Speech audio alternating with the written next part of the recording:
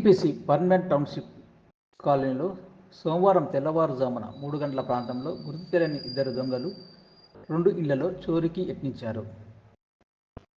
PTS కాలనీలోని C-type క్వార్టర్లలో ఇద్దరు గుర్తు తెలియని దొంగలు ముఖానికి ముసుగులు వేసుకొని, చేతిలో ఇనుపరాడు పట్టుకొని సి-టైప్ క్వార్టర్లో చొరబడి ఇంటి కాంపౌండ్ లోపలే ఇంటి చుట్టూ తిరుగుతూ చోరీకి యత్నించారు.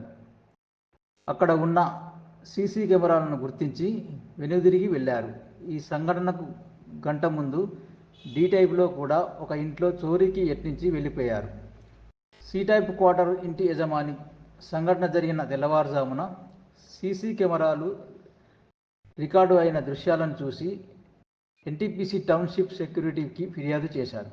అప్రమత్తమైన టౌన్షిప్ సెక్యూరిటీ దొంగల కోసం గాలించారు. కాగా ఎన్టీపీసీ పర్మనెంట్ టౌన్షిప్ కాలనీకి పూర్తి భద్రతా చర్యలు చేపట్టిన దొంగలు ప్రవేశించి చోరీకి యత్నించడం పట్ల కాలనీ వాసులు భయాందోళనకు గురవుతున్నారు.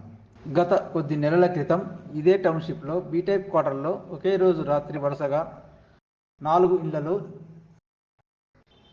చోరీ చేసిన దొంగలను పోలీసులు ఇప్పటికీ కూడా గుర్తించలేకపోయారని కాలనీ వాసులు పేర్కొంటున్నారు.